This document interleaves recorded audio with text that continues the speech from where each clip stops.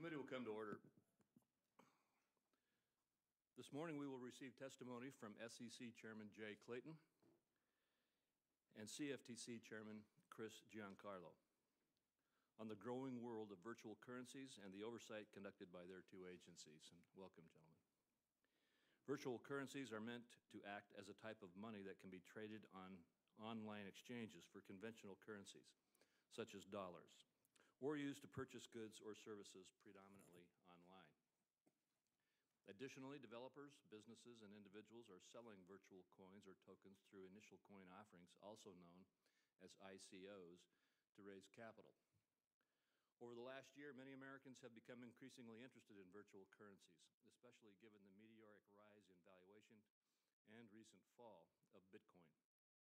Just for perspective, on January 2 of last year, Bitcoin broke the $1,000 barrier, then peaked in December of 2017 at almost $20,000, and as of this morning is trading at roughly $6,900. Today, the market capitalization of Bitcoin is roughly $115 billion. This is an incredible rise given that in 2013, when this committee had subcommittee hearings on the topic, the total value of Bitcoin in circulation was approximately $5 billion.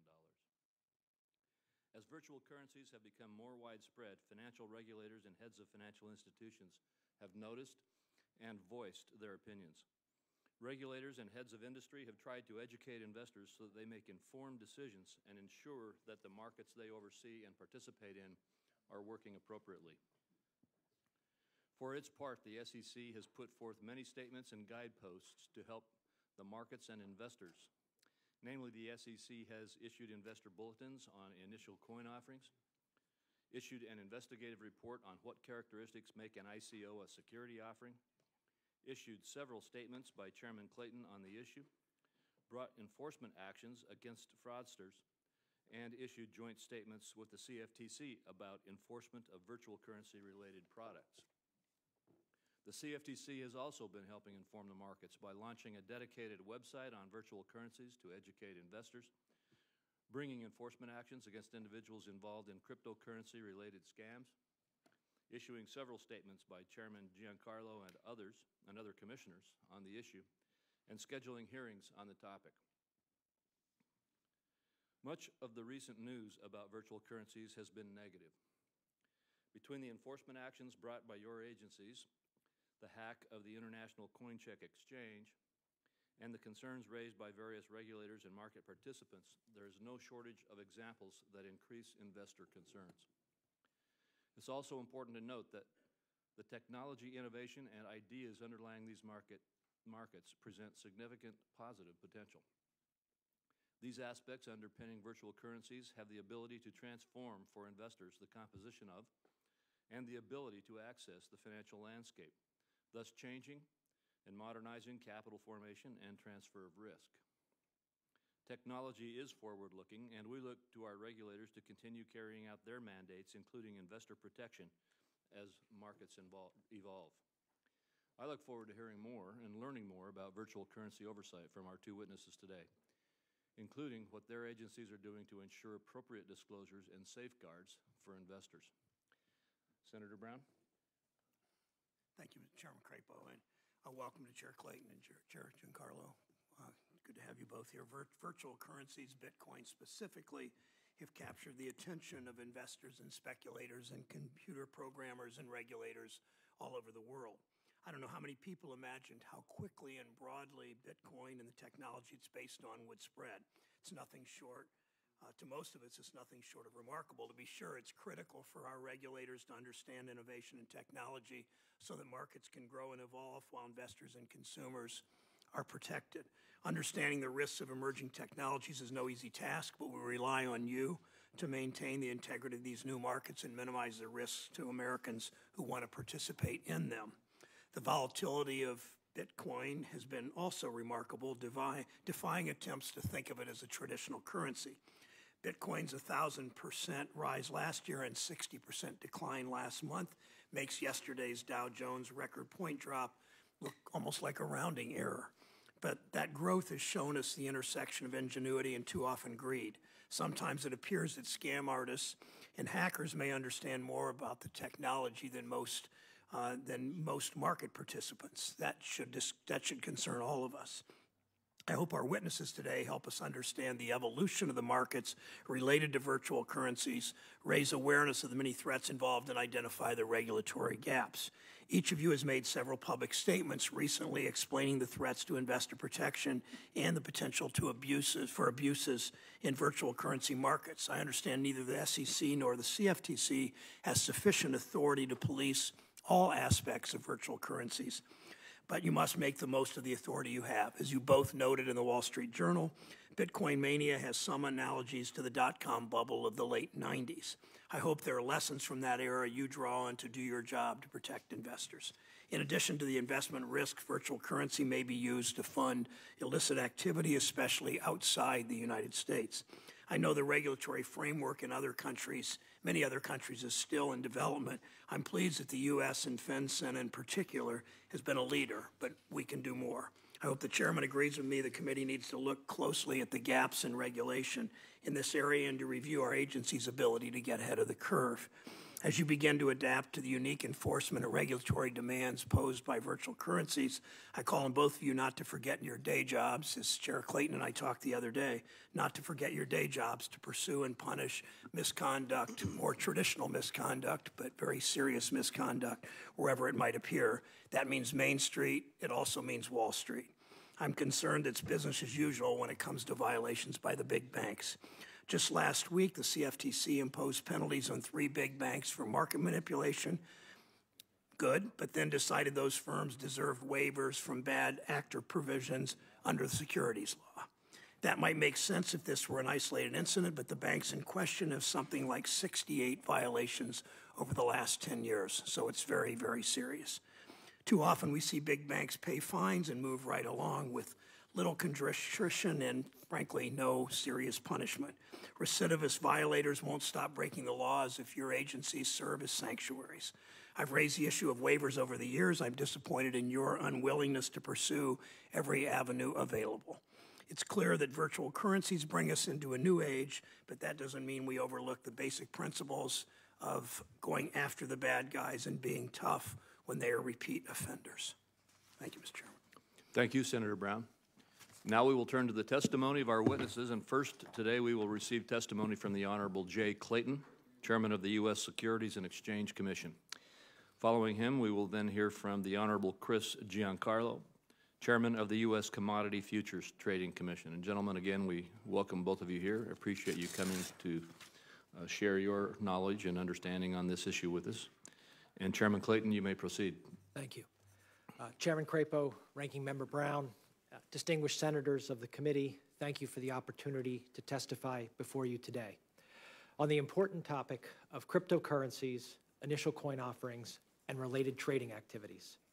The total market capitalization of all cryptocurrencies was estimated at $700 billion earlier this year. In 2017, ICOs, initial coin offerings, raised nearly $4 billion. These markets are local, national, and international. Today, I will attempt to level set where we stand from a market regulatory perspective. My remarks may be viewed by some as overly simplistic, but they reflect how I present these issues to Main Street investors. For ease of analysis, I break this space into 3 categories. First, a promising new technology referred to as distributed ledger technology or blockchain. Proponents of this technology assert that it will bring great efficiencies to our national and global economies, including our capital markets. I hope that it does.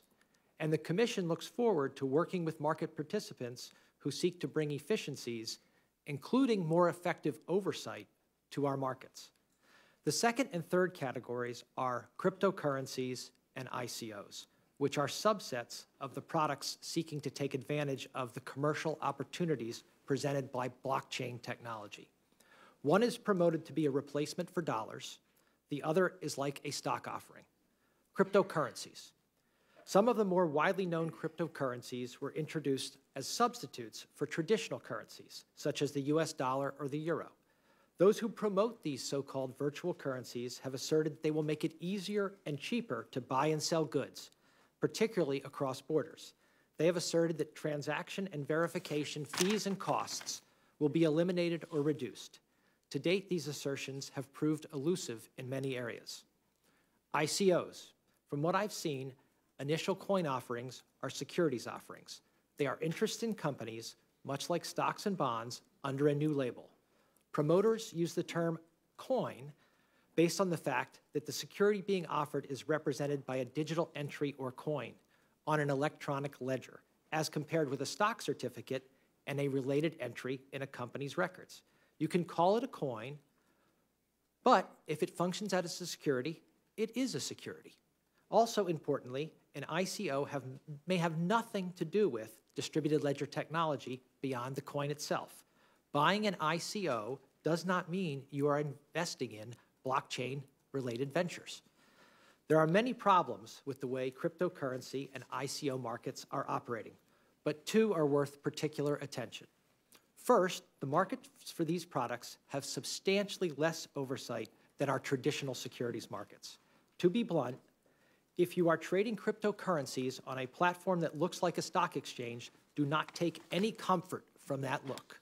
Our stock exchanges have extensive rule sets, and they are required to conduct surveillance.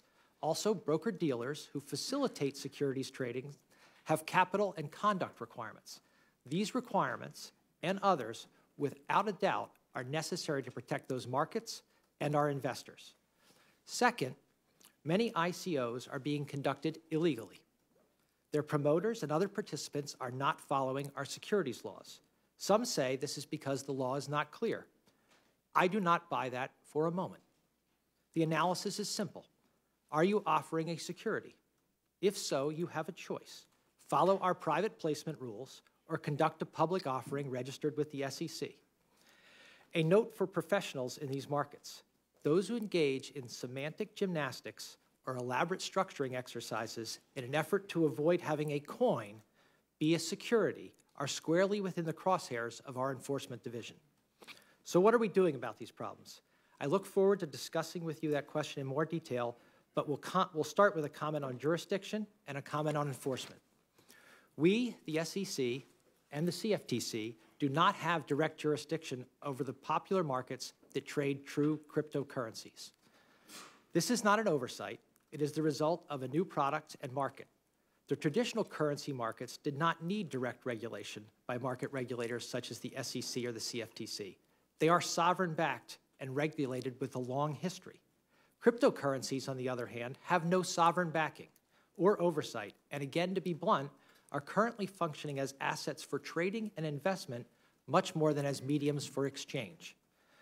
Please do not view this description as a request for expanded SEC jurisdiction. If asked, we will work with other regulators to evaluate and address this issue, including our friends at the Fed, our friends at the CFTC, and the state regulators. They all have a keen interest in this market. I'll close. I know my time is short.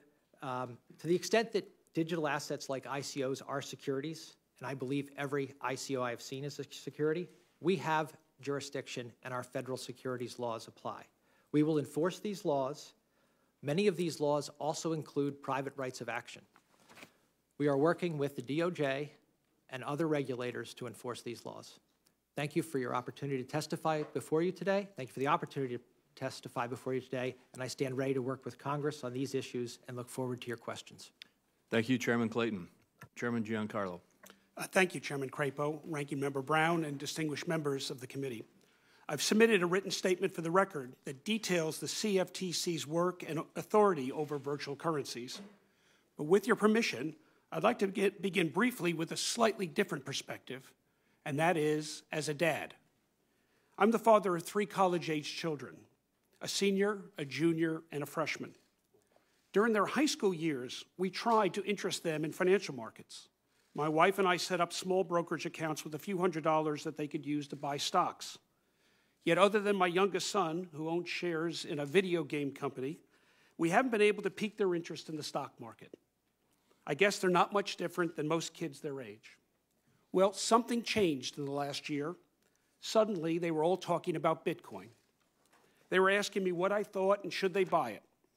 One of their older cousins, who owns Bitcoin, was telling them about it, and they got all excited.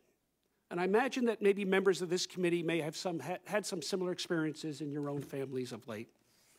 It strikes me that we owe it to this new generation to respect their enthusiasm about virtual currencies with a thoughtful and balanced response, not a dismissive one. And yet we must crack down hard on those who try to abuse their enthusiasm with fraud and manipulation. And we must thoroughly educate ourselves and the public about this new innovation, and we must make good policy choices and put in place sound regulatory frameworks to reduce risks for consumers.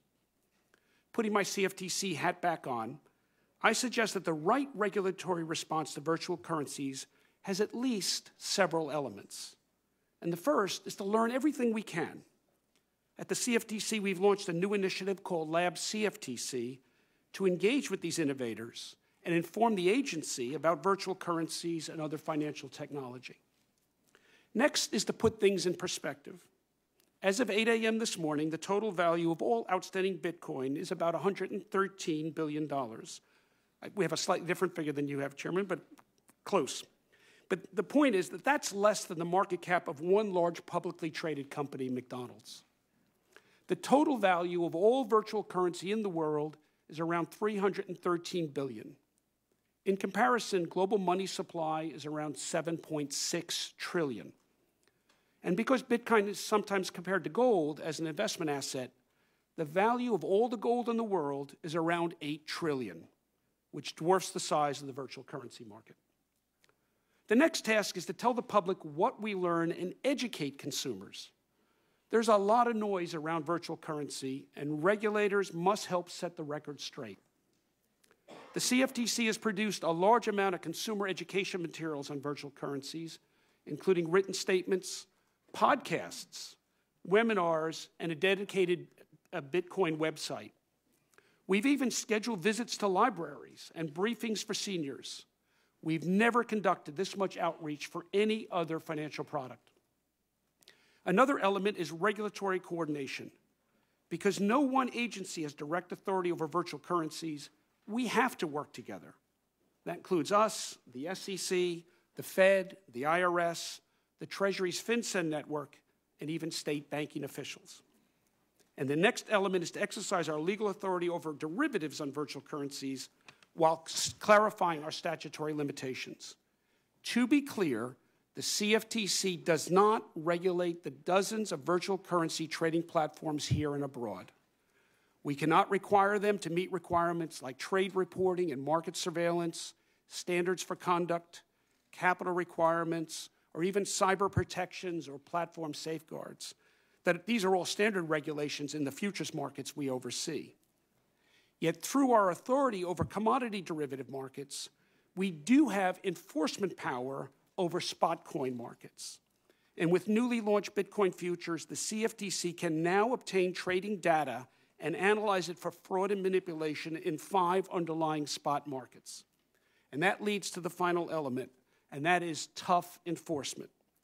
Led by the CFTC's Virtual Currency Enforcement Task Force, we've launched several civil actions over the past few weeks, cracking down on fraudsters and manipulators, and more will follow. In closing, I want to quote something that Chairman Clayton and I wrote recently in the Wall Street Journal. These markets are new, evolving, and international. They require us to be nimble and forward-looking and coordinated with state, federal, and international colleagues and engaged with important stakeholders, including Congress. I'm glad to be with you today, and I hope my kids are listening. Thank you very much. Thank you, Chairman Giancarlo, and I'll begin the questioning. First, I will say I've had those dinner conversations with my own children, and you're right. This is an incredibly interesting but growing new area of financial challenge, particularly among at least my children and yours. Both of you have said in one way or another that neither of your agencies have complete jurisdiction over cryptocurrencies. The question I have is whether you have sufficient jurisdiction. And I'd like both of you to address that question. Should Congress address revising and refining our financial law so that one agency or a group of agencies have complete jurisdiction? Or if you look at the jurisdiction of all agencies today, do we have sufficient jurisdiction in place today? Chairman Clayton? Well, thank you. And in my position, you're always cautious about speaking for other agencies, so I thank you. Understood. For saying that we should all come to be very direct, we should all come together, the federal banking regulators, the CFTC, the SEC, there are states involved as well, and have a coordinated plan for dealing with the virtual currency trading market. I think our Main Street investors look at these virtual currency trading platforms and assume that they are regulated in the same way that a stock exchange is regulated. And as I said, it's far from that. And I think we should address that issue. So am I hearing you say that you don't think we need to have additional legislative authorities? I think we may. I think we may. So first you should get together and tell us what you can and can't do, and then advise us. I think that's a very good way to put it, Senator. Chairman Giancarlo? I think that's exactly right. I think the first step is to recognize where the gap is. So there is, as we both said in different ways, what we call the spot market for Bitcoin is not a regulated marketplace. Now, for us at the CFTC, we're familiar with that because we generally don't have regulatory supervision over the spot markets for which derivatives apply. That is a longstanding basis. We regulate derivative markets. The underlying markets we surveil, and we will take enforcement action for fraud and manipulation, but we don't have the ability to set the standards on those markets. And that's what we have today in Bitcoin. And unless it's an ICO, then as Chairman Clayton described, he also doesn't have the jurisdiction. So there is that gap, and I think the starting point for an informed conversation is there is that. Now, there are other elements to it. There are other agencies that come to bear on this. So state regulators, there's a patchwork of state regulation across the nation. Some states have been very assertive in this area, other states less so, and some states have nothing.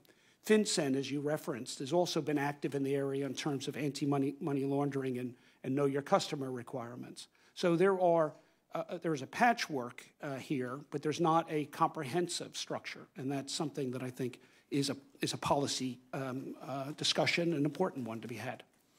All right, thank you. And you've led to my next question. Much of the activity in the virtual currency markets is cross-border and international. And so that raises, obviously, the question of what challenges does that present, and what is the appropriate role for FinCEN? Both of you, I'd like to respond. I only have about a minute left, so take about 30 seconds each, if you would. I will try to be quick. The international nature of this market is why a patchwork is probably not sufficient if it's going to continue to develop as a significant market and one that our Main Street investors access. From FinCEN's perspective, there are reports that we all have heard that these cryptocurrencies are used for illicit activity. I think FinCEN has been stepping up in that regard, and I encourage them to continue to do so. And this challenge of global markets is a challenge that I think we face now in many regards in the 21st century. With the dawn of the internet, markets have become truly global, and not just in virtual currencies, but so many things. And it does become a challenge as we think about regulation. We certainly have had that challenge working with overseas regulators in the area of derivatives regulation as a result of the Dodd-Frank Act. The challenge of bringing these regulations together in a comprehensive whole is really a tremendous challenge for all of us. So in this area, it requires a lot of new thinking. Well, thank you. I appreciate your remarks from both of you on these issues, and I would encourage you to form that work group, get together between yourselves, the state regulators, other appropriate federal regulators, and evaluate exactly what our regulatory structure should look like in America to deal with this, and let us know your thoughts, your further thoughts on that. I'd appreciate that. Thank you. Senator Brown. Thank you, Mr. Chairman. Chairman Clayton, again, nice to see you. Last year, initial coin offerings raised about $4 billion globally. You've testified that SEC is focused on policing these transactions to protect investors. How much of that $4 billion was raised in the U.S.? It's not clear. hard to get a number on that because this has been conducted on largely an unregulated basis. But I imagine, Senator, a significant enough portion where we should be paying attention. And my understanding is during the last few months, the SEC has taken 4 enforcement actions targeting coin offers for serious violations of law. I mean, that speaks volumes about the work the challenges in front of you. The Chairman, in response to the Chair's question, you both talked, leading with you, Chair Clayton, about agencies working together and the importance of that on this and other issues. Your testimony highlights cooperation between the SEC and CFTC, Chair Clayton, regulating Bitcoin and other virtual currencies. It doesn't mention any cooperation with the Consumer Financial Protection Bureau. Hundreds of consumers have filed complaints with the Bureau about virtual currencies. How have you been coordinating your work specifically on this, but in other areas too with CFPB? On this area, largely through the FSOC. At the FSOC, I believe I have made it very clear my views in this area and that this is an area that we should all be on the lookout with regard to from each of our perspectives. The CFPB is a member of FSOC and they have heard my comments there. On an enforcement perspective, we're in the securities area. We don't see the CFPB on the securities side of this. I'm not aware of any direct coordination on a particular enforcement action, but I could check on that. Okay. In the past few months, Deutsche Bank, Credit Suisse, UBS, HSBC have been fined over $300 million by other regulators for various forms of market manipulation. But SEC has been quiet under your watch. One study by a Georgetown law professor found that SEC has, quote, virtually stopped enforcement actions against large entities, often referred to as Wall Street firms. How do we have confidence, Mr. Chairman, that the SEC is willing to hold Wall Street accountable when the trend in penalties and actions is going the wrong way? Yeah, I actually saw that. I saw that report. It probably doesn't come as a surprise to you that someone sent it to me. I found it annoying, to be honest, because it didn't reflect the fact that the gestation period for the cases we bring is roughly 22 to 24 months. So any type of statistics, necessarily have a latency period to them. Our enforcement division put out a report that talks about the numbers in a comprehensive way. I'm happy with that report. I'm also confident that the people who are in our enforcement division and leading it, many of them former federal prosecutors, 2 of them heads of the Securities Task Force in the Southern District of New York, former heads, are pursuing our securities laws vigorously. I have no doubt. They come to work every day, and they have my full confidence. Well, I hear you say that, and I believe you when you say that. I remember the last SEC, and it wasn't you, the last SEC under a Republican president, how they were asleep at the switch. So as the chair of the governor of the Richmond Federal Reserve used to tell me, watch us and let us know you're watching us. But I'm further troubled by a statement by one of the SEC's enforcement co-directors last fall that SEC might lose 100 of its enforcement staff by not replacing those who leave. Compared to 2016 figures, this would reflect a 7% reduction in enforcement headcount.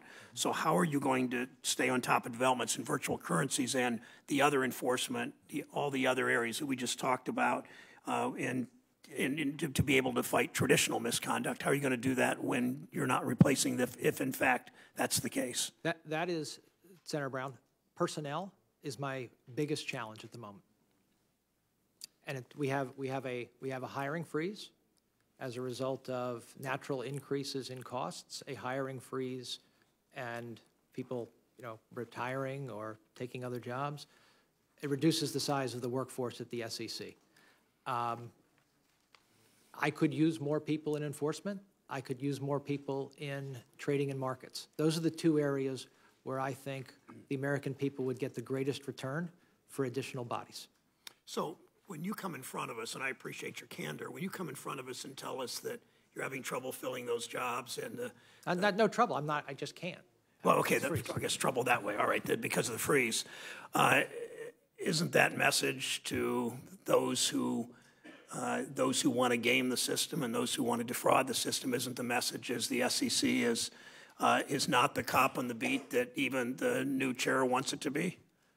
Do I want more bodies to do more? Yes. Is the message that somehow we're asleep at the switch? Absolutely not. And with your budget that's coming out, our understanding is the budget, I hope the freeze is lifted. I hope the budget is enough. And I hope that you will speak to us and ask particularly people on the other side of the aisle for the dollars you need and the flexibility you need to put those cops on the beat. I think I've been very straight about incremental amount of money and where I think value can be added. Thank you. Senator Shelby. Thank you. Thank you, Mr. Chairman. Chairman Clayton, you and Chairman Giancarlo, you're chairman of two powerful regulatory bodies, but you have different jurisdictions. Anything that smacks of security comes somewhere in your range, does it not? If it's dealing with a commodity, something that could be deemed a commodity, clearly comes in your range.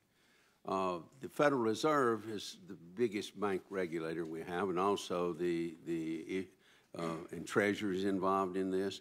How are you going to put together a task force? Can you do it on your own through the administration to deal with the cryptocurrencies? Because you got the Fed, you got the Treasury, you got the commodities, you got the securities, perhaps some others that we hadn't thought about before this gets out of control somewhere in the world. Let me start, and yes, then sir. Chris can comment by recognizing the Treasury Secretary. He has brought us together. That's good. The CFTC, the SEC, and representatives of the Federal Reserve to talk about this, because, Senator, you're exactly right. The funny thing about these cryptocurrencies is they only work if they're integrated with, they only work for their purported purpose if they're integrated with the financial system. And so, therefore, it necessarily touches on all of our regulation. But, Chairman? Just reinforce that. The Treasury Secretary has been out on front on this. He has formed a virtual currency working group of ourselves, the SEC, the Fed, and FinCEN. We've had a number of preliminary conversations and work streams developed. I've had a number of bilateral conversations with the Treasury Secretary on virtual currencies, and we are going to be coordinating our various responses. It's begun with just some broad conversations establishing our different jurisdictions so that we're all clear as to what we're doing, but also what we're not doing, where the gaps are. Do you need additional legislation in this area to both of you, or can you think you can work it, a task force together to get your arms around this without that?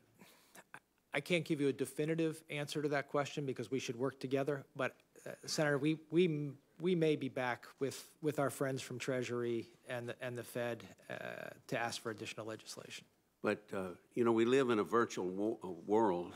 We go to the doctor and they give you a virtual examination, you know. We go here, it's a virtual, and this was not my world. I started out pencil and paper in school, as you can imagine, but in my day. But at the same time, this currency, this cryptocurrencies, they lack intrinsic value, it seems to me. They lack liquidity. Sure, people have probably made a lot of money going up, and a lot of them made money or lost money going down, but I don't know where the bottom is, if the bottom was ever reached, as opposed to a sovereign-issued currency. You disagree? No, Senator. I don't know where the natural equilibrium point is in this, but I will tell you there are some economists who posit that there is a relationship between Bitcoin value and the difficulty or the cost of mining which is a process of electronically producing these, and that there are some charts I've seen that have plotted that correlation that seem to be readily correlated until last summer when the price broke free of that correlation and that it came back into correlation late at the end of the year last year. Now, I'm not an economist. I find those things fascinating, but I'm not an expert in it. But the point the economists are making is that there is some sort of floor, that the level set is not zero, that there is some floor there tied into the cost of mining in Bitcoin. And I'm not endorsing that point of view. I'm just sharing that with you. Chairman Clayton, do you have any comment? Yeah, look, there are a lot of smart people who think there's something to the value of the cryptocurrency and the international exchange, and I'm not seeing those benefits manifesting themselves in the marketplace yet. And from the perspective of, look, I look at this as a perspective of protecting Main Street investors. They should understand that. How do you put a value on cryptocurrencies? Does the market put a value on it, or does it go straight up and then straight down, or what? Well, that's, what's something worth? It's what somebody's willing to pay you for it. But in our world, the securities world, there are rules that dictate how much you have to tell somebody about what it is you're selling them. But part of your mandate, or the Security Exchange, is to protect the investor. Is that right? That's right. And the chairman of the Commodity Futures Trading, he's seen, obviously, commodities just go wild at times, and your mandate is to watch the commodities, right? Market integrity is generally perceived to be our core mandate. You also mentioned personnel. You need personnel. There's a hiring freeze on. We talked the other day about this gets in the realm of appropriations and so forth. I'm hoping that we will give you every tool you need to do your job and to hire the people that you need to execute that. Thank you very much. Thank you. Senator Reid. Well, thank you very much. Thank you, gentlemen, for your testimony. And following on the questions of Senator Brown and Senator Shelby, you do need more personnel, but very specifically, do you have the technologists, the computer experts that can begin to understand how these cryptocurrencies work, the cryptologist, and not just to sort of on a day-to-day basis, sort of, give you the temperature, but look ahead and say, this is the direction it's going, which could have very significant deleterious effects. Do you have anyone like that on the staff? The answer to your question is, we formed a cryptocurrency working group, a cyber group. They've done an exceptional job getting up to speed on this in a short amount of time and identifying some of the very issues you talk about. In an emerging area like this, could you use more horsepower? Always. You make a very good point, Senator, on looking out across the international nature of this and trying to understand where it's going to land, and do the things that people say add up. That is a very important. Where are the technologists located? If you don't have them, I presume you don't. Is it? We have what I would say it's a combination of economists and technologists. It's a question of, here's what the technology is, and does it make economic sense? We have those people in our economics division, DERA, and we also have some of them in enforcement, and they work together. But you need more. Yeah, I'll take that as a yes. Mr. Giancarlo, same question. Do you have the technologists? Are you working together? Thank you, Senator Reid. We've done a couple of things in 2017 to, as Senator Brown said, to get ahead of the curve. We hired the agency's first ever Chief Innovation Officer, someone who comes with a deep background in a lot of these new financial technology innovations. We also created something called Lab CFTC, which is our innovation hub. And you asked, where's it located? It's actually located in New York City because so much of this innovation is taking place there, and we wanted to be close to these innovators to learn from them. But in terms of protecting consumers, we also formed a virtual currency enforcement task force. It was actually that task force that recently brought 3 civil actions against Bitcoin fraudsters. And as I said in my testimony, there's more to come. And as to the resource questions, we do need more resource. I used our bypass authority last year to put forward a budget request of 13% over our budget. We had been flat funded for 3 years, and we do need additional resources, and built in those resources are additional resources for fintech generally and cyber and cryptocurrencies specifically. Let me just elaborate a bit. We continue to refer to Bitcoin. That is just one cryptocurrency. They seem to me and proliferating. That every day there's a new variety of cryptocurrencies. Some of them out and out fraudulent, some of them based on the same Bitcoin technology or processes. But just the sheer expansion of these cryptocurrencies is an issue, one. And then two, because my time is short and I have one other slightly unrelated question to Chairman Clayton, is are you tracking all these different daily emerging currencies, one? And two is, again, it goes back to my sort of step back question, is someone looking long-term at the systemic effects? You know, where are we going to be? This is eerily reminiscent of the late 90s in derivatives, which were nominally small parts of the market that were esoteric, et cetera. And then, of course, 10 years later, exploded. So why don't you start with Mr. Giancarlo and the chairman, and I'll finish up with the chairman. Thank you very much. So you're absolutely right. Bitcoin is one of many. However, of the many, there's really a handful that have gotten significant traction, and so that's important though for listeners to know, because so many of these are fraudulent, as you said. We went after one, and just mentioned it because I think it's interesting, called My Big Coin, which became known as My Big Con, by people that were defrauded by it. It was people that really were taking, it was a Ponzi scheme. They were taking consumers' money and use it to buy houses and furniture and jewelry. And we went after them and went after them hard, and we will continue to do that. In terms of systemic risk, right now this is still a relatively small market just by ratio, but as you say, we have to watch it and watch it carefully. Mr. Chairman. Yeah. So, as I mentioned, the SEC doesn't have direct jurisdiction over the pure cryptocurrencies, but we have had to watch it because, of course, they're integrated with the markets that we do oversee.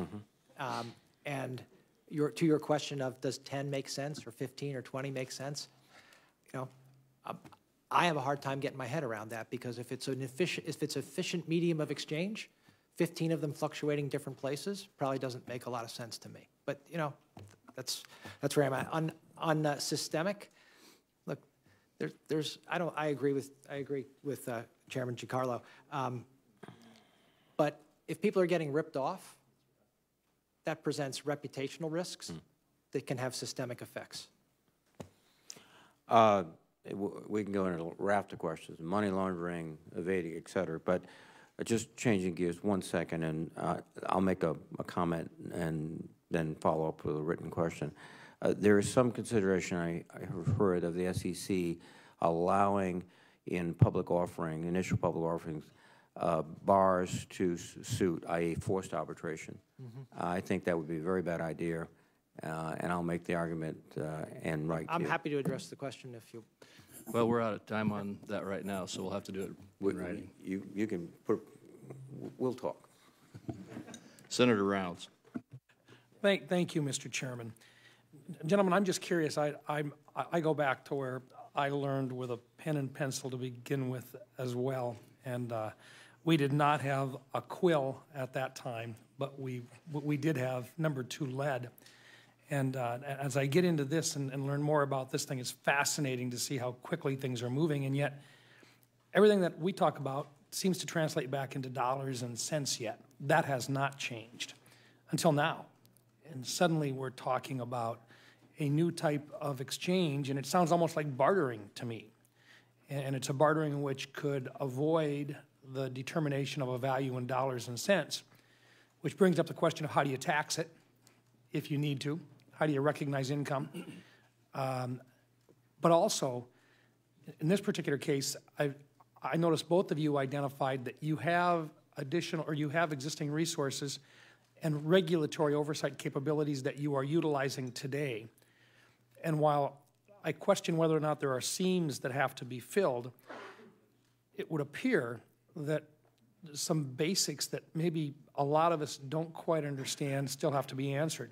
And I just want to just start out, because I think, Mr. Clayton, you started with this discussion with regard to the issue of whether or not you had control over an ICO, and the fact that if they were issuing, in this particular case, Bitcoin, or the opportunity to market it, you had identified it as a stock, or at least a value of something.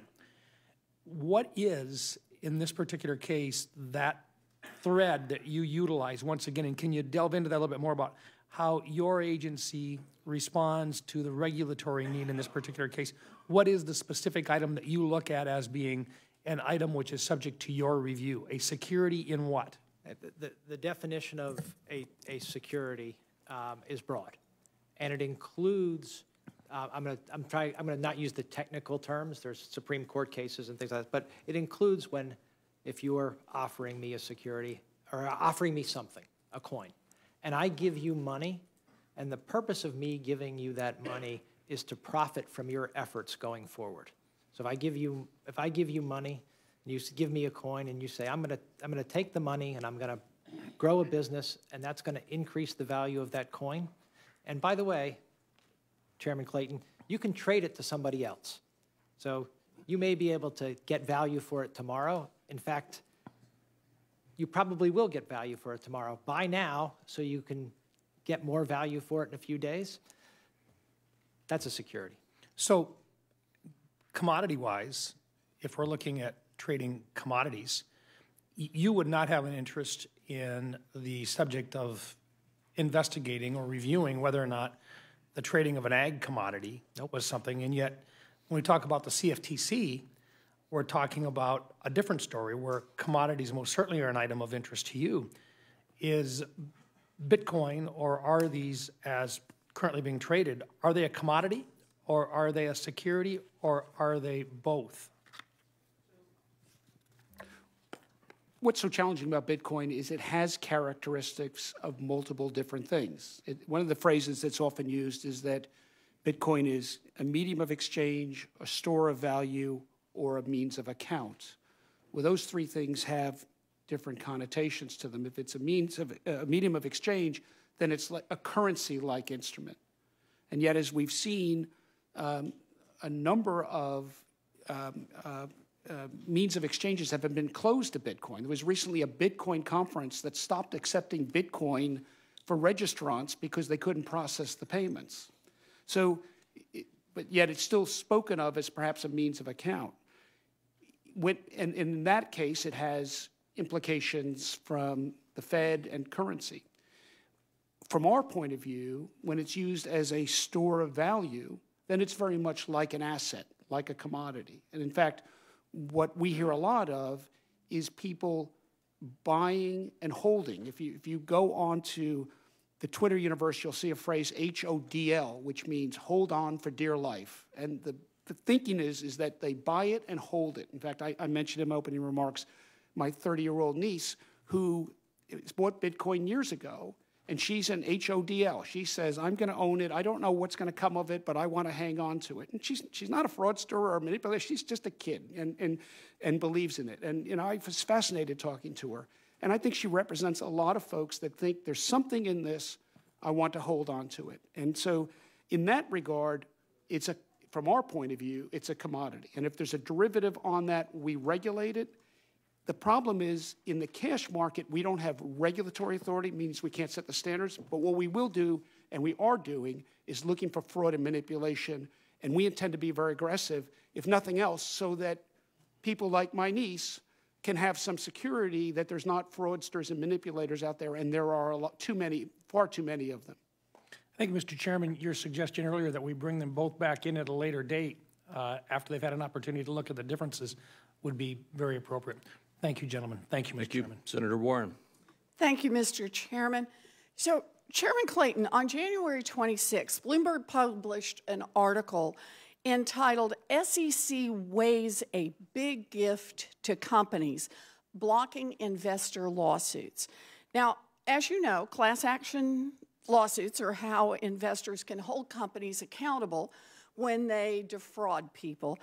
And the article says the SEC is thinking about letting companies sell shares in initial public offerings while at the same time allowing those companies to prohibit investors from bringing class action lawsuits against them.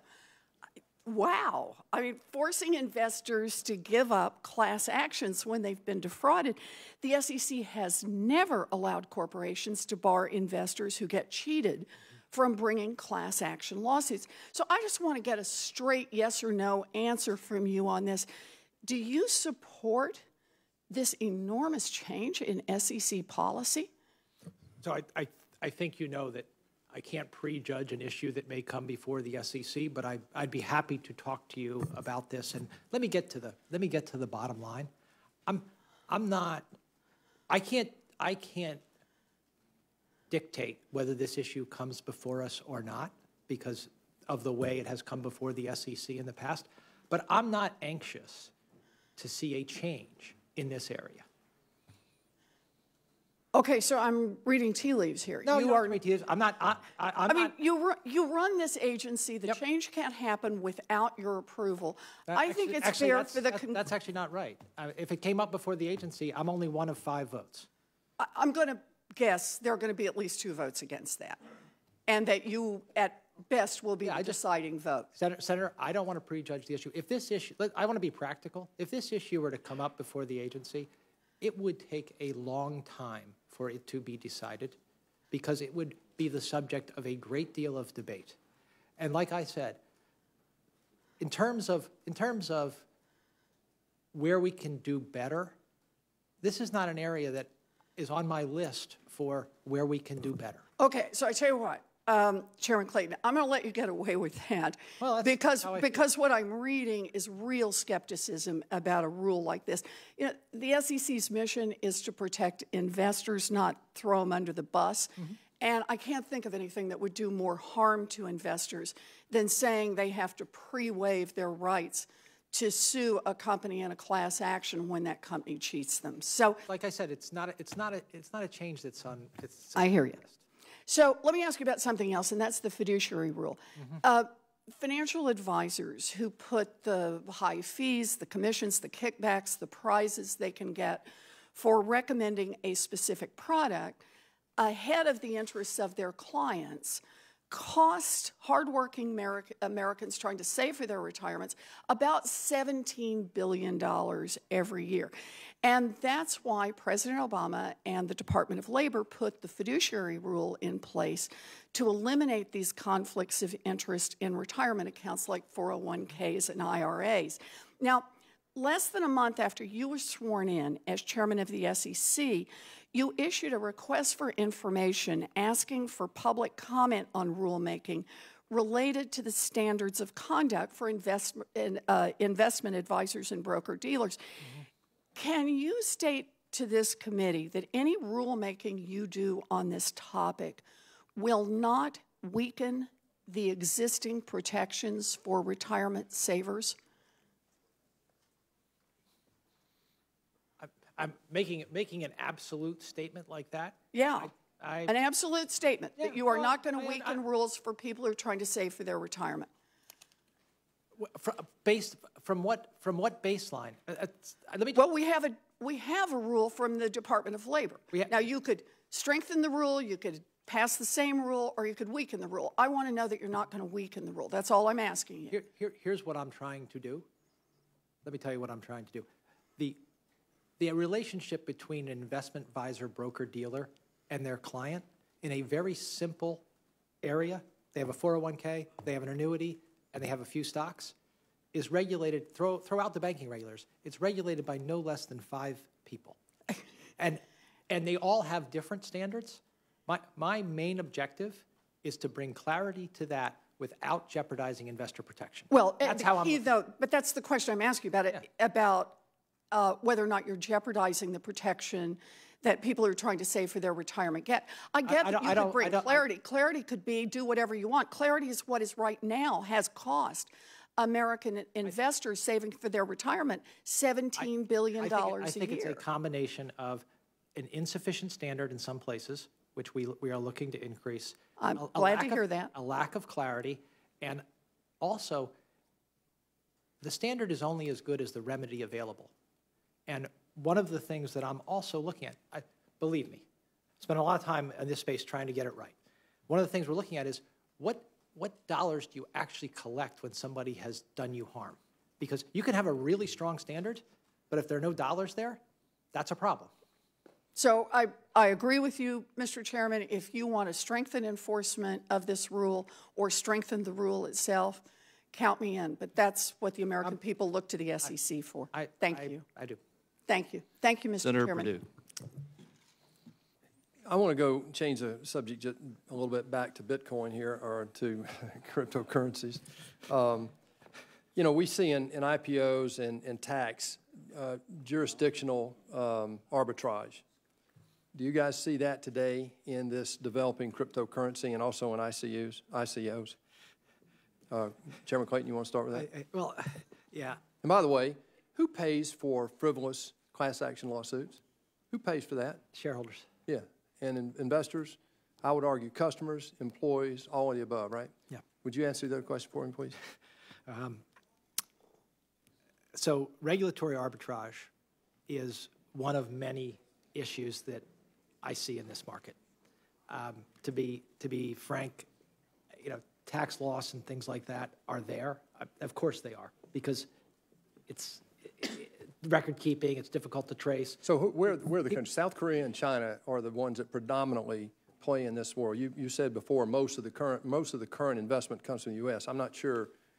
I don't know if we all know enough yet to know that, right? South Korea and China are really heavily invested. In fact, China now, or South Korea has a new rule that says you have to use real name bank accounts in order to trade in this. Yeah, and those are the kinds of things I'm asking for. Is there arbitrage really going on around the world here? There is certainly regulatory arbitrage, but what you're making a great point, because this was a largely unregulated space across the world.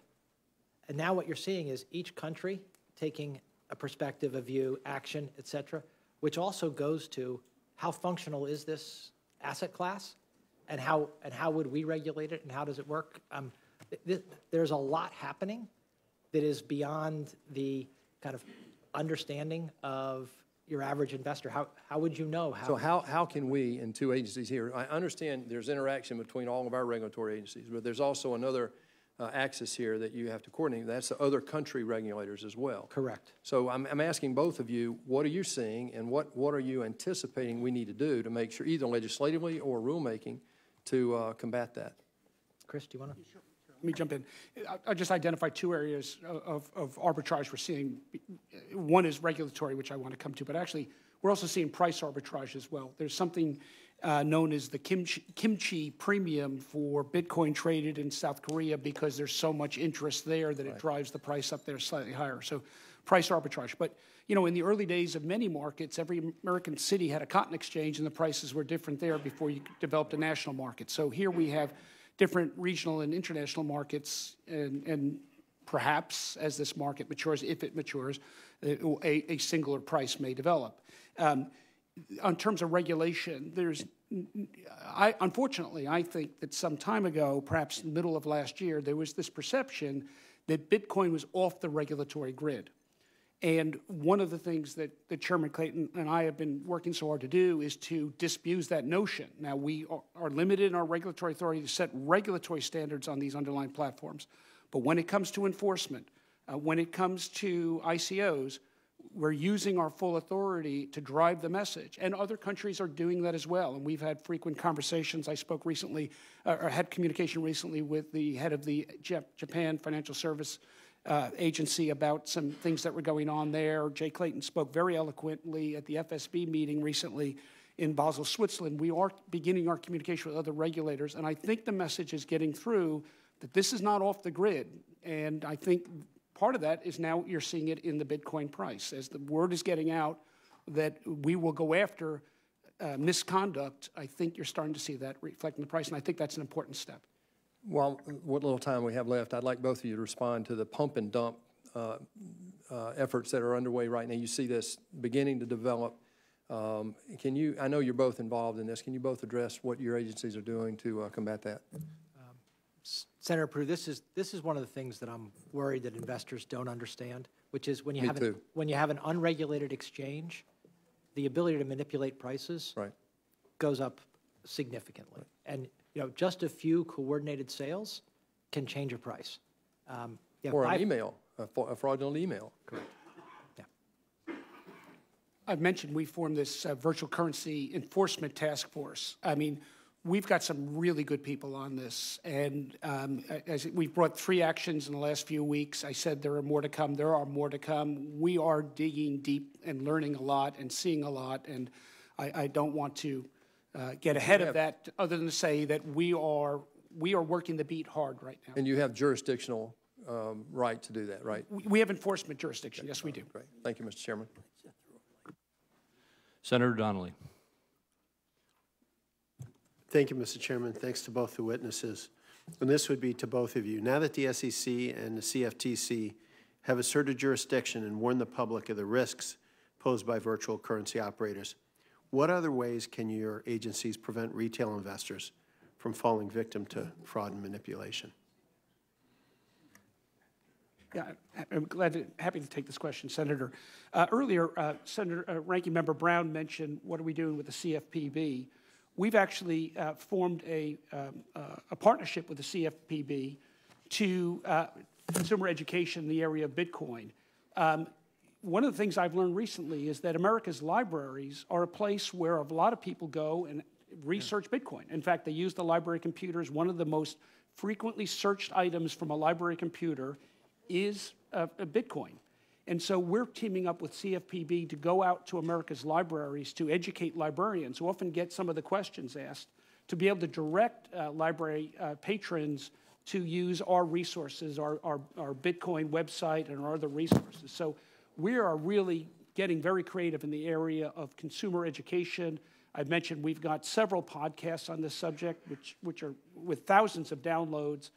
We are working as hard as we've ever worked. We've never done as much work on consumer education as we've done with virtual currency. We also have an Office of Investor Education that has been engaged with a number of groups on this, and I think they've done a terrific job getting the word out. In terms of getting the word out, though, there are financial intermediaries and other actors that we're counting on to act responsibly in this area. Okay. Deal with their well, let me ask you a follow-up, and it goes to the point you just made about the libraries and others. Are you concerned that retail investors will remain vulnerable to fraudulent and manipulative online solicitations that are sometimes more difficult for you guys to pick up? Senator, in the broad range of marketplaces, seniors seem to be the prey of choice for fraudsters and manipulators. Whether it's in precious metals, whether it's in foreign exchange, whether it's in a whole range of products, we see and we prosecute continuously fraudsters who seek to prey on either the less sophisticated seniors who maybe don't quite have the retirement nest egg that they believe they need and fall prey to get-rich-quick schemes or schemes that say we'll guarantee 100% returns and all kinds of nonsense like that. And it's a big part of our enforcement effort at the agency. Let me ask you this, and this goes to perspective and to hopes and dreams, but what warnings would you give? There was an article in the Washington Post yesterday, and it was about good, hardworking Americans, people who have worked really hard and want to have a pension. It was about a group of our friends and neighbors from Kentucky. And the title of the article was, "Bitcoin is My Potential Pension." What would you say to them to help protect them from winding up in a situation a few years from now where it didn't quite work out the way they were hoping? It's such a troubling development, Senator, unquestionably, which is why we're putting out so much materials. But what I would say to them is it's the same advice I'd give my children. If it sounds too good to be true, it is. If they're promising ridiculous returns, they're ridiculous. If you are going to give them money, you'd better be prepared to lose it. Yeah. I agree with everything that Chairman Giancarlo said. I also would say this to them, which is there are things like disruptive technologies that come along, but they shouldn't disrupt the way you look at markets for us or the way you look at investing. Pumping all of your money into a disruptive technology has a very high likelihood of not working out for you as an individual. When we see disruptive technologies come along, there will be winners, but there will be many losers. Okay. That's the way it works. Let me ask you one other question. How can both of you best assist law enforcement and federal authorities to ensure these virtual currencies are not used by terrorist groups or nations like North Korea to evade sanctions? So we work very closely with law enforcement. We recently commenced a program with the FBI where we actually have FBI agents on secondment with our agency in order to look at this. At the end of the day, the use of these cash markets for that, it's going to require cooperation amongst multiple agencies, especially with FinCEN, who often, because of their anti-money laundering operation, may see some of these issues before we can, and then bring our expertise to bear and coordinate with our law enforcement agencies. Same here. I would supplement that with, we also have a dark web working group that tries to monitor what's going on in that space in order to identify these types of issues. Thank you, Mr. Chairman. Senator Kennedy. Thank you, Mr. Chairman. Welcome, gentlemen. I think you're both doing a terrific job. Chairman Giancarlo, when is the last time you bought a stock, exchange-traded fund, mutual fund, or a bond?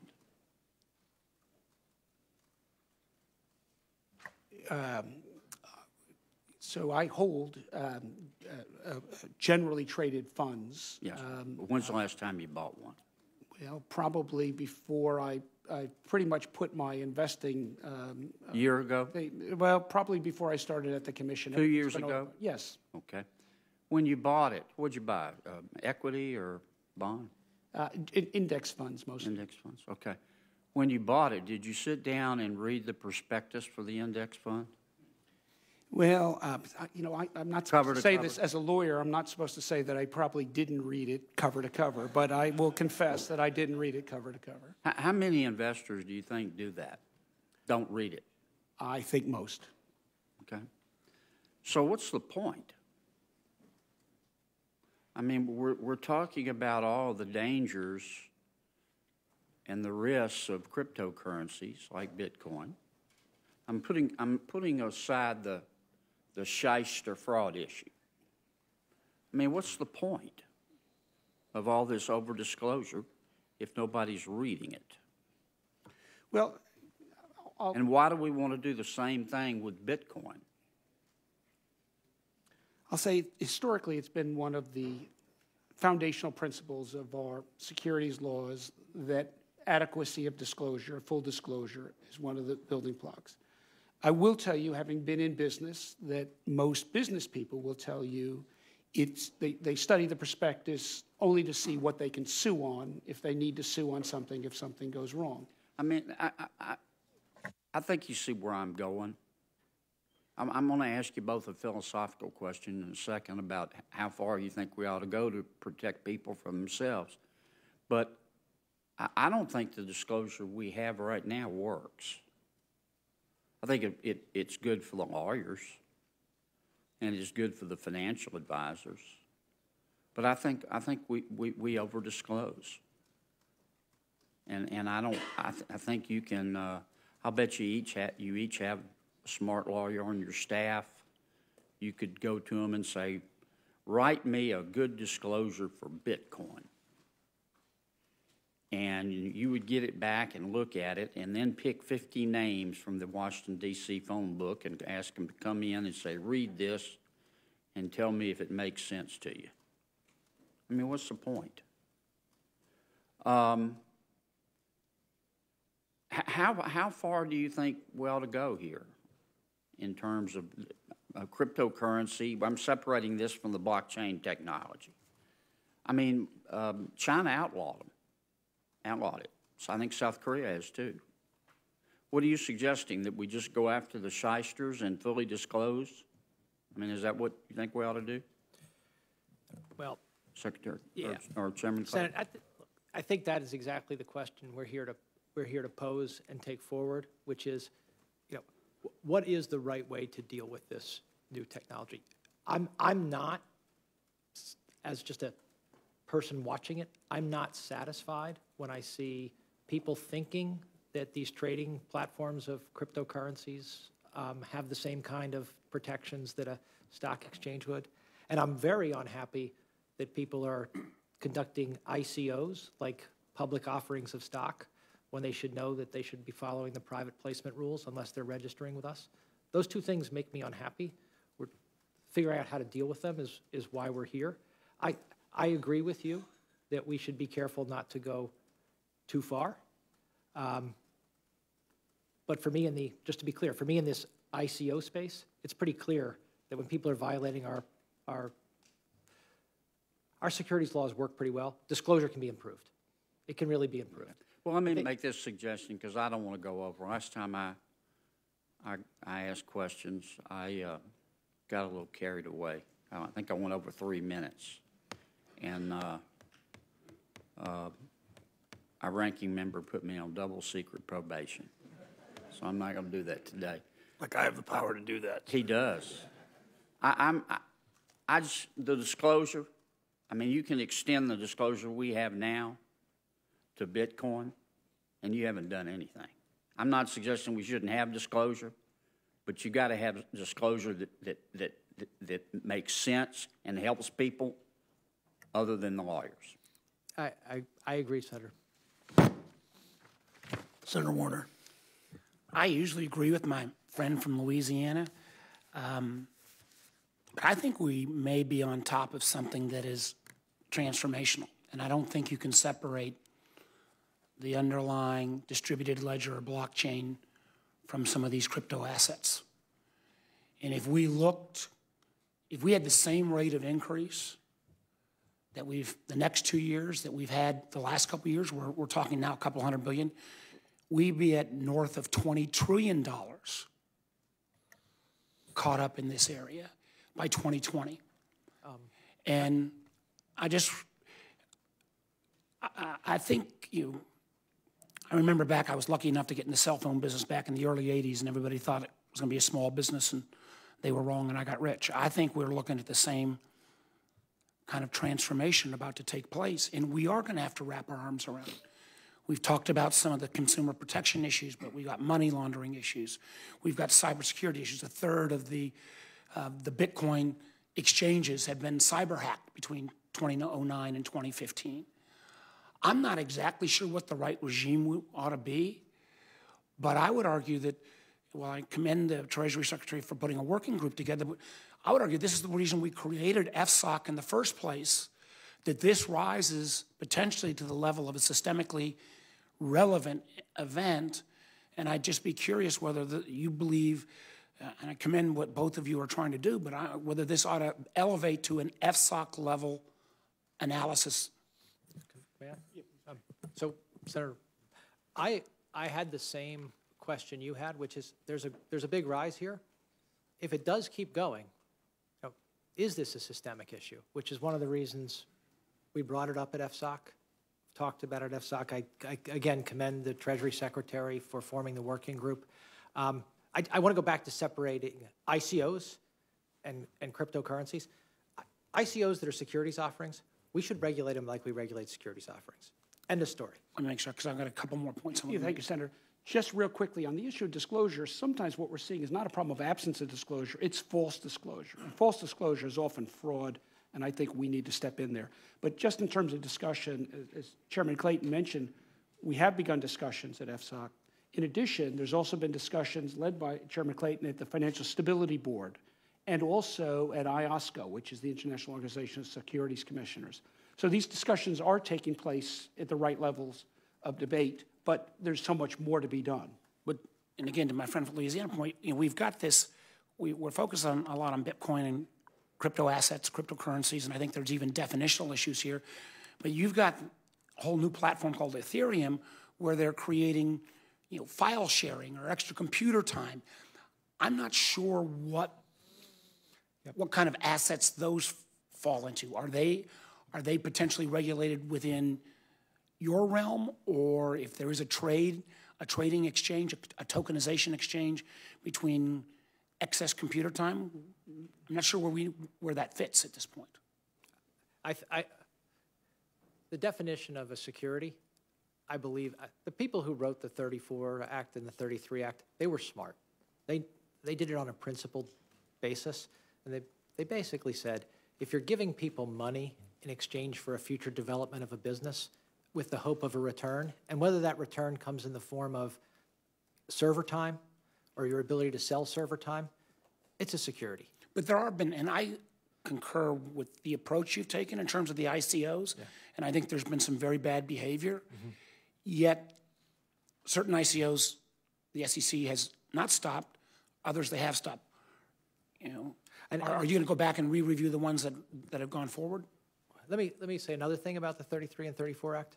When they were written, there was a great recognition that there was a tremendous amount of securities activity in this country, and that we were going to rely on gatekeepers to help us enforce those, and liability to help us enforce those rules.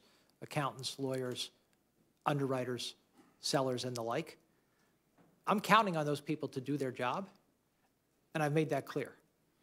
Let me ask Chairman Giancarlo, what we did, and one of the things I'm concerned about was that I think we may have moved too fast on allowing, for example, futures trading on Bitcoin. And I would just wonder, you've allowed future trading contracts on Bitcoin, yet the SEC has not allowed ETFs. I'm just worried that we need a much more coordinated effort, because I think the potential writ large amongst crypto assets and the underlying blockchain could be as transformational as wireless was years ago. And I think we're going to need a much more coordinated effort. I know my time's expired, but if you could both quickly comment on that, I'd appreciate it.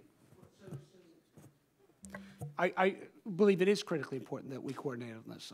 I believe that we are all both individually and collectively understanding our authorities, understanding this new technology, working around it. There was a communication amongst myself, Chairman Clayton, the Treasury Secretary, and others in connection with Bitcoin futures. And Bitcoin futures are quite different than the Bitcoin market. The Bitcoin is an anonymous area. Bitcoin futures is fully transparent to the regulator. Bitcoin retail, Bitcoin futures mostly institutional and high net worth. Bitcoin futures regulated. Bitcoin futures regulated, Bitcoin unregulated. And with Bitcoin futures, we're now having visibility into underlying spot markets and data from those markets that we would not otherwise have. Completely agree on coordination. Like I said, I break it down into 3 areas. There's this great technology that I agree with you has promise.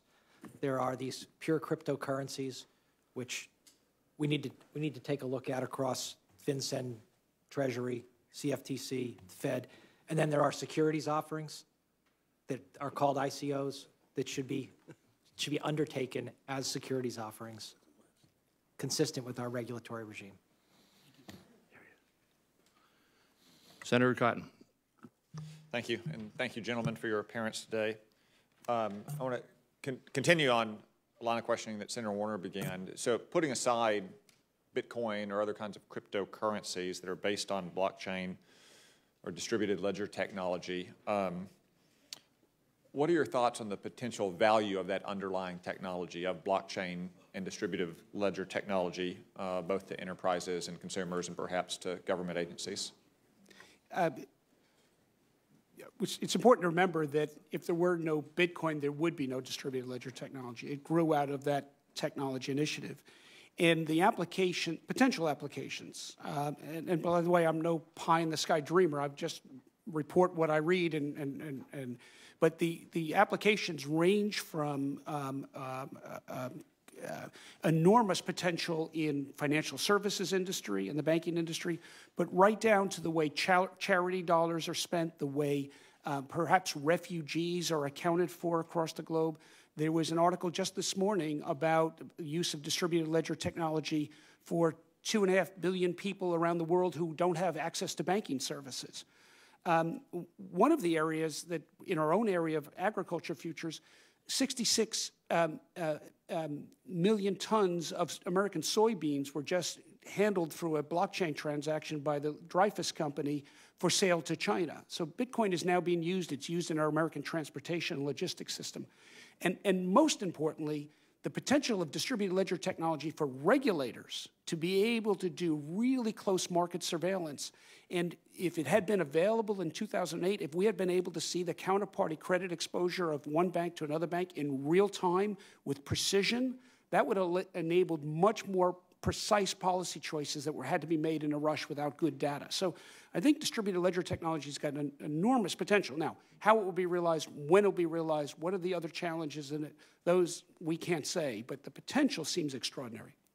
Thank you. Mr. Clayton?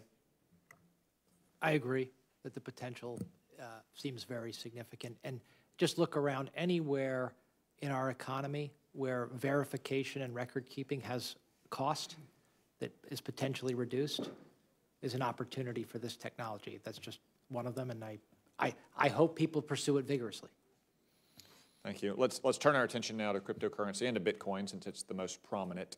Yesterday, the Dow Jones had its single largest decline in a point scale, 4.6% as a percent, which is high, not the highest ever.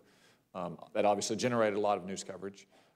The dollar has faced 2% inflation or less now for many years. Bitcoin, however, has seen a 32,000% increase in its value over the last 5 years. It's declined by some 60%, I think, in just the last 30 days. What are the factors driving that kind of extreme price volatility in Bitcoin relative to securities of public traded companies or the U.S. dollar? Well, just recently, the volatility we've seen in Bitcoin was not as large as volatility we've seen in some other asset classes, such as the VIX product, which is known as the fear index, a volatility gauge. And so we have seen extraordinary volatility in Bitcoin, but you know, in our world, in commodity derivatives, we're used to volatility in asset classes, and that's one of the things that the emergence of a futures product is meant to do, is to provide those who are exposed to that volatility a means of hedging and mitigating the risk to that volatility. Mr. Clayton.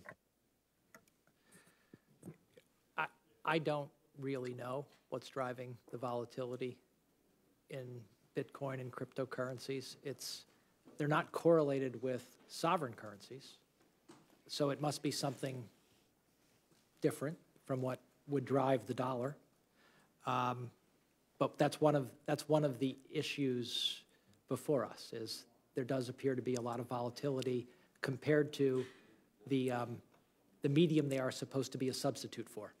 So what does that kind of volatility portend for cryptocurrencies' future as a potential alternative to legal tender of nation states, or in the EU's case, a transnational organization? You raise a great point.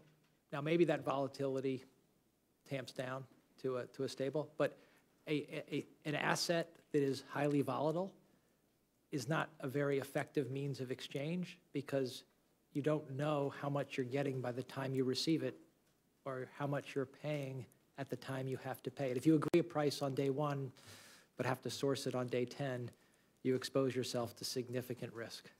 Thank you. My time has expired. I do want to associate myself with the remarks of Senator Donnelly at the end of his remarks about the risks that cryptocurrencies are currently posing as a way for rogue nations, terrorist organizations, criminal organizations to evade sanctions, not just in trading, but in hacking as well, as we've seen media reports from North Korea. So I'm glad to hear that you are working closely with our law enforcement and intelligence agencies, and I hope that continues. Thank you. Senator Menendez. Thank you, Mr. Chairman. Thank you to both, and it's good to welcome a fellow New Jerseyan in your role, Mr. Chairman.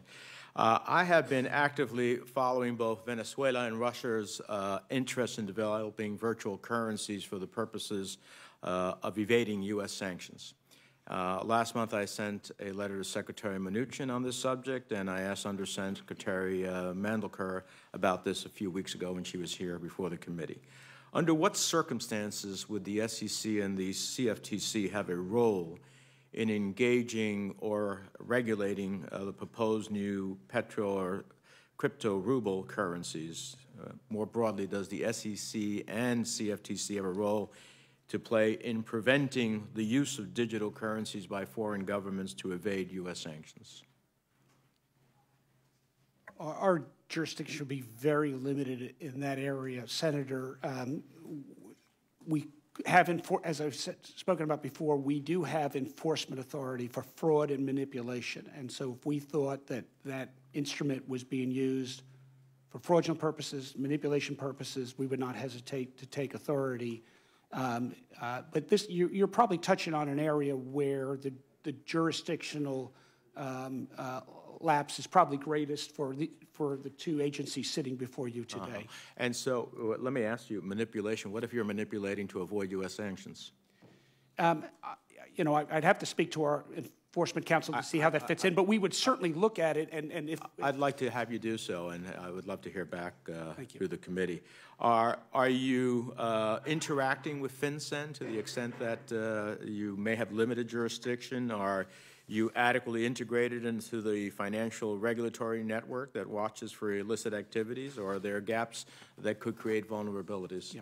So as we mentioned before, Senator, Chairman Clayton and I are part of a virtual currency task force that is put together by the Treasury Secretary that includes the Fed and FinCEN. And we have already had our first meeting, a beginning meeting to set out some work streams. We will have more to come. And it just so happens that I'm actually meeting with FinCEN's virtual currency team this week on a previously scheduled meeting to get some introductory discussion started of cooperation between our agencies. Mm-hmm. And so I look forward to actually asking them this question as well. Okay. And I would just say to both of you, to the extent that you have a role to play and you lack the present authorities to do so, I would love to know about that if you determine that is necessary, because I get my sense of cryptocurrencies largely driven to evade U.S. sanctions and to undermine sovereign currencies. Both of them are a challenge to the national interests of the United States. Let me ask you this. We've seen a dramatic increase in the number of initial coin offerings where private companies are using digital tokens to raise money instead of going to the capital markets. The Wall Street Journal reported that initial coin offerings grew from about 96 million in 2016 to over 4 billion in 2017. Many of these ICOs are relying on celebrity promoters to gin up the sales. For example, last year, Floyd Mayweather, the boxer, used Instagram to promote the purchase of Centra tokens. Now, I've done extensive work on consumer protections in the prepaid card space, where we've seen celebrities like the Kardashians use their status to sell products that come at a steep cost to consumers. And this feels eerily similar to that. Just the next avenue of exploitation, and I worry about unsuspecting investors that don't have the resources to understand the true risks. What can the SEC do to better protect investors who may be persuaded by celebrity promoters to purchase tokens offered in initial coin offerings without fully understanding the risks? Senator, I'm not going to comment on a specific instance, but some time ago, we put out an alert that said, if you are promoting securities, you're taking on securities law liability. I believe that has tamped down some of this endorsement activity. I will say it again right here. If you are promoting securities, you're potentially taking on securities law liability. Well, let me ask you, I appreciate that, and I hope that you will think about doing more to protect consumers. Can you walk us through why the SEC at this point is not comfortable with approving ETFs with significant investments in cryptocurrencies? Our ETF product space is largely a retail product space, and we've made it clear to the marketplace that there are a couple of issues with having an ETF that's based on a cryptocurrency. They go to price discovery, custody, and some other issues around volatility. We've let the industry know that those are issues that are of concern to us, and that we don't want to approve an ETF product with a cryptocurrency underlier until we can get comfortable with those issues. Thank you, Mr. Chairman. Thank you. Senator Moran. Mr. Chairman, thank you very much. I'm sorry you both have to crane to, you're next to the left, so hard to have a conversation with me. But I'm delighted to be back on the committee, Mr. Chairman. Thank you very much. Let me first start by suggesting to you that if you have suggestions, I will probably not have the chance to see you in the Financial Services Appropriations Subcommittee before we take a look at FY19. Assuming that we're successful in the next few days on FY18 and budget caps, we'll have an opportunity to reconsider spending levels for FY18. You've made your request through the budgetary process and appearance before our subcommittee, but if there are priorities in which, as we go back to potentially increase funding in any levels of jurisdiction within FSGG, I would welcome your input as to what it is the highest priority. I heard the commentary earlier in regard to one of the questions, I think, to Senator Reid was the hiring freeze has created challenges. I don't know that we can overcome that, but if it is personnel in a particular way or other things, it'd be useful for me to know. Thank you very much. And I didn't want to get ahead of the process, and our FY19 request reflects the sentiment I've expressed today. I don't know that we'll see the FY19 request before we are taking a look at the potential increase in funding for FY18, depending on when the President's budget is released. But I would offer that. It doesn't need to be today if there's any suggestions you'd like to convey to me. The issue of, you may have answered this question just now with Senator Menendez, Mr. Chairman, Chairman Clayton, but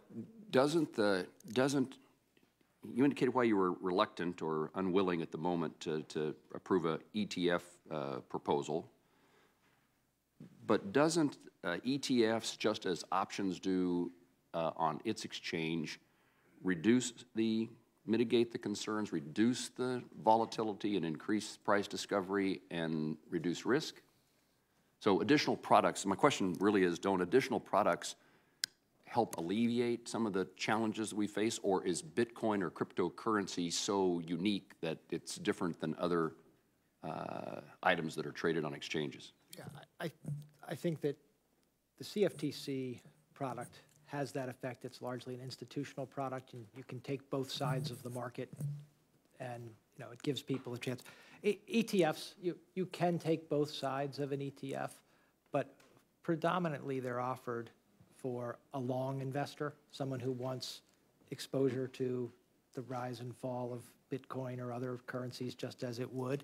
And that's a different dynamic than a futures product. And we've long taken an investor protection view of approving those types of products, which is embodied in our liquidity, custody, and pricing rules. If we get comfortable with those rules, then we can move forward. Very good. Let me raise a different topic than cryptocurrency. One of the things that I've tried to pay attention to, and often in cooperation with the senator from Mexico, Senator Udall, is trying to modernize our IT system, particularly within the federal government. And you indicated, Chairman Clayton, about the $500 million loss in a Japanese cryptocurrency in your written testimony. We've now passed, as part of the National Defense Authorization Bill, what's been labeled as MGT Act. It's the Modernizing Government Technology. And what it does is create a fund for federal agencies to rid themselves of their legacy technologies and have access to dollars to replace that legacy. It encourages moving to the cloud, again with the opportunities for us to have better technologies and safer technology systems to reduce our vulnerabilities. I just would encourage you, you have a lot at risk in the safety and security of the data that you hold. And I'd welcome your reassurances that I'm sure you will tell me that you're spending many millions of dollars and working diligently, and you have the right personnel in place. But I would guess if we ask agencies of the federal government who have been hacked themselves and whose data has been released, they would have told us the same thing prior to that occurring to them. I'd be, first of all, delighted to be reassured that we will not be reading in tomorrow's paper or next month's papers that there's been a hack at CFTC or SEC. And then secondly, I just would offer you the opportunity to take a look at that legislation and see how it might be of benefit to your agencies, and to suggest any ideas that you would have for what Congress can do to further strengthen cybersecurity within your worlds. Thank you. You're welcome. Thank you very much. Mr. Chairman, thank you. Thank you. Senator Cortez Masto. Thank you. Gentlemen, thank you. I apologize. I've had another committee hearing going on at the same time, but I appreciate your written comments and the conversation today. So important. As somebody who was the Attorney General of the State of Nevada and worked on consumer protection issues, obviously weeding out any type of fraud is important in this space as well. So let me, though, start with a couple of questions that I have. I understand that companies that originated outside the cryptocurrency space, like Kodak and Burger King, have recently jumped into the cryptocurrency space. However, some critics have warned that companies are using blockchain as an opportunistic venture to pump up stock prices without having a clear business plan. One company, Long Island Iced Tea, I understand, changed its name to Long Blockchain and watched its stock soar. So are you concerned that companies may be utilizing blockchain as a scheme to pump up their stock prices? And I'm going to just open it up to both of you. The short answer is yes. The longer answer is I've put out a warning in this space, and I've put out a warning to securities lawyers as well, which is nobody should think it's okay to change your name to something that involves blockchain when you have no real underlying blockchain business plan and try to sell securities based on the hype around blockchain. And when you say you put out a warning, what does that mean specifically? We put out published it's on the SEC website. I made a speech regarding this, but this is an area of concern to us. Anytime there's something new that people seek to raise the value of their securities without the underlying goods being there, right, is problematic. Thank you, Senator. So as you know, the jurisdiction of the CFTC and the SEC is slightly different in this regard, and so Chairman Clayton is rightfully concerned with initial coin offerings that are misrepresenting the affiliation, whether it be with Kodak or otherwise. We focus on fraud and manipulation broadly in instruments where there is wild claims for them. And I mentioned earlier a case we recently brought again on a Long Island firm called My Big Coin, which turned out to be My Big Con. There was nothing there. They were taking people's money and not investing in anything other than their own jewelry and houses and fancy cars and this kind of thing. We've been very aggressive in our using our enforcement authority. We've recently brought 3 cases just last month alone. I've said there will be more, and we are looking into this and monitoring markets very carefully. We believe that our big task is bringing enforcement cases and letting people see that, as well as consumer education, which I've also discussed. Because it has a deterrent effect. You hope it does, right? Yeah. Mm-hmm. Okay, thank you. It's also been reported that more than 3 million Bitcoins have been stolen. That is about 14% of the Bitcoins, or 1 in 7 Bitcoins stolen. And on January 26, CoinCheck, a Japanese currency exchange, was hacked. In minutes, 430 million was lost to hackers. This follows another theft of more than 500 million from another exchange, Mt. Gox. If people put money into a stock or bond and it was stolen, they would have help. For example, the federal government's still trying to help investors recover the money stolen by Bernie Madoff. When virtual currencies are stolen by hackers, what can buyers do to get their money back, if anything? This is a very good point, and it's one that we've emphasized in our investor alerts, that when you engage in investing online with an offshore entity, the chances that we can do anything practical to get your money back are very, very low. In our futures market, for example, we have what we call system safeguards, requirements that futures exchanges have cyber protections in place, and they adopt best practices. For these underlying spot markets, which we don't regulate, we don't have the authority to require them to have cyber safeguards in place. Right. And you know, a lot of these companies are young, they're startups, they're focused on putting what resources they have into developing their technology. And in the case of some of the cases you mentioned, what I understand was the cyber protections just weren't there. Now, I know that the JFSA has been aggressive on this. We've had some conversations with them. We've asked questions, what are they doing about it? But unfortunately, the theft has already happened. Right. And so now I know that this is a problem. These underlying aggressive on this exchanges, while we do have enforcement authority, we don't have the same regulatory authority that we have in the markets that we oversee. That's our day job, as one of your colleagues mentioned earlier. And so therefore, this is a gap. Or the same kind of protection rules like custody. Right. It was gone. Yeah, so it's the old axiom, buyer beware. I mean, so around this space, a lot of education is important. I would imagine from all of the federal agencies to buyers so they know until something else can be done, which I think we're still trying to figure that out. I notice my time is up. Thank you very much. Thank you. Thank you. Thank you, Senator. I had not planned on having a second round, but I have agreed to allow Senator Shelby and Senator Warren to each have one brief question. Senator Shelby. I want to get in the area of what's on a lot of people's minds today, and I know you don't control it, the stock market. You know, what goes up comes down, as we all know, and we don't know when and so forth. Is this perhaps more than an ordinary correction, or do you have a judgment on that at all? Chairman.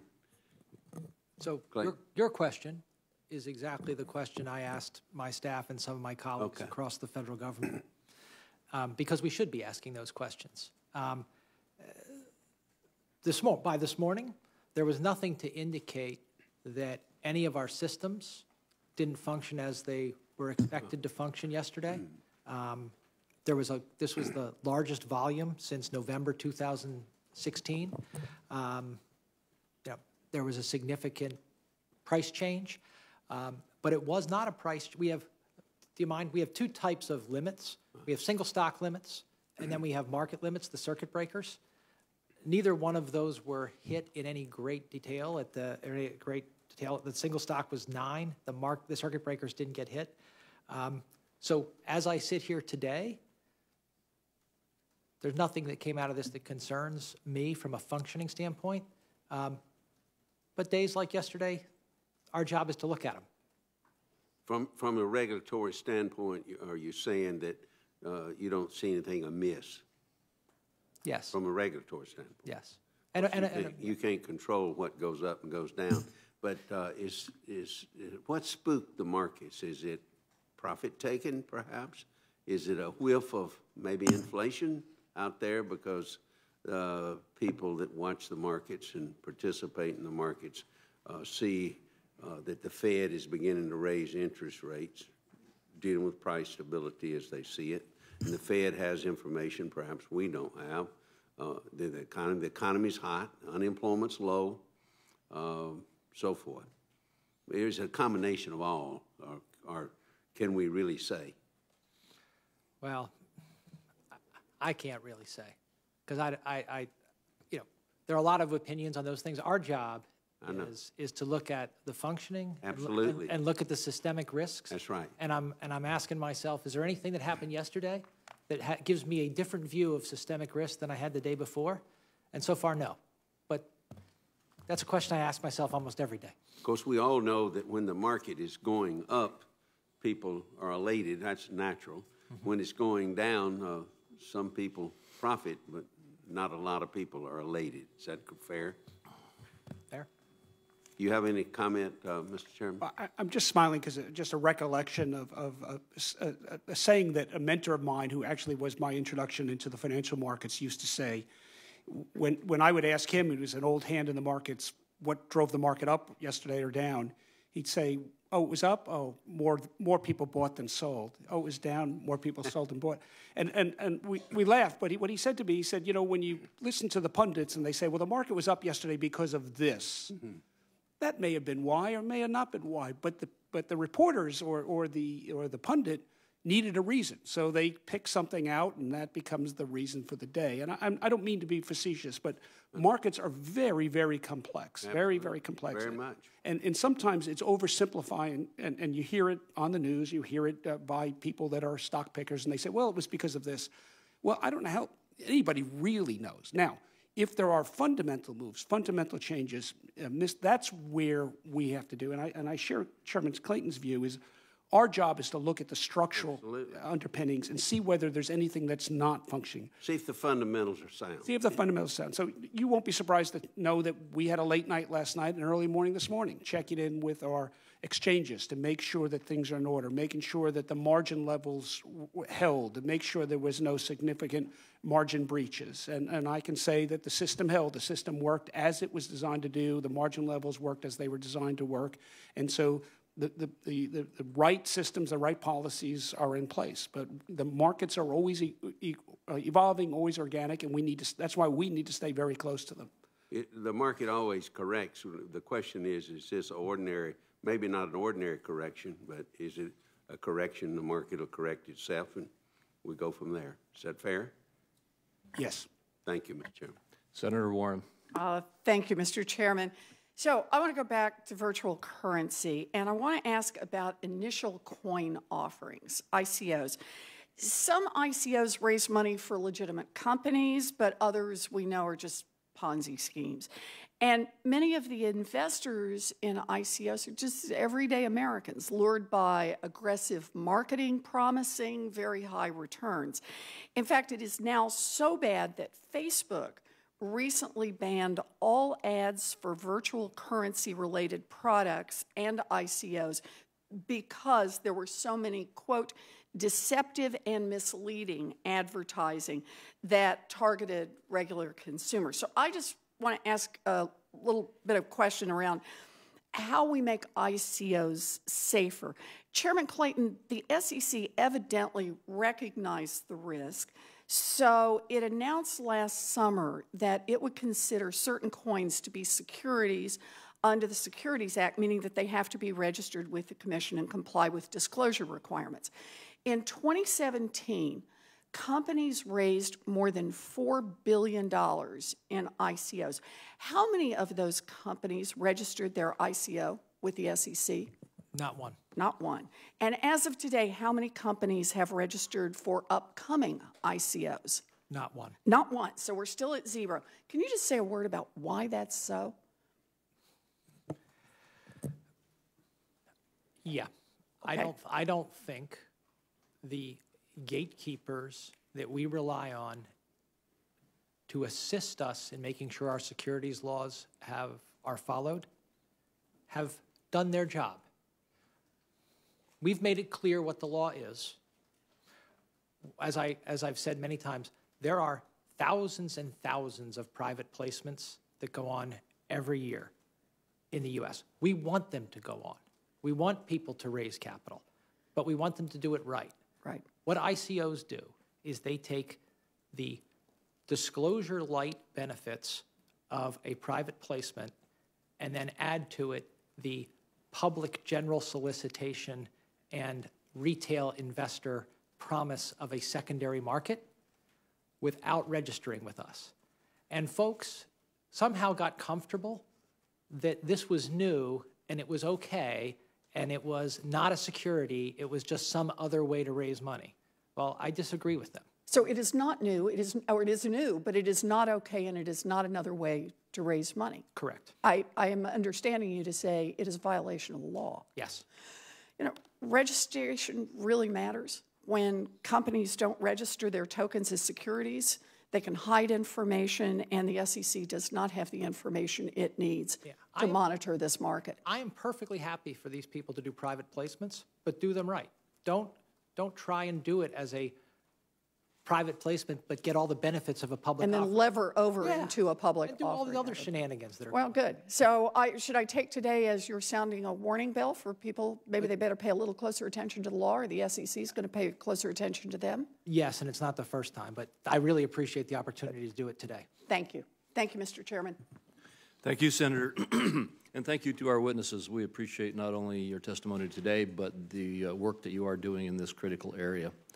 I would ask you to get back to me on recommendations as you refine your evaluation of our current financial legislative system and whether we need to provide further clarification from Congress.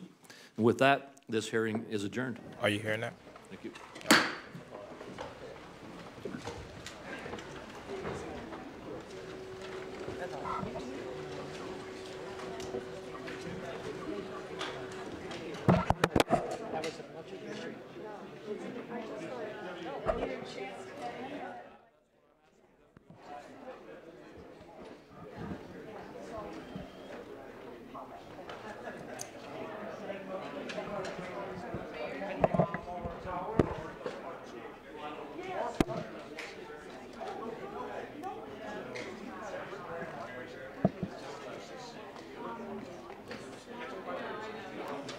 He's not answering any questions.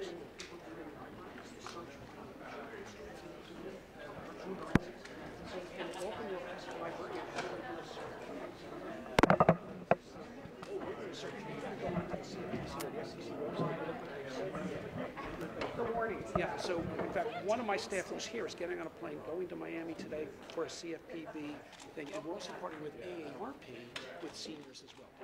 Seniors are taking it, you take advantage of it.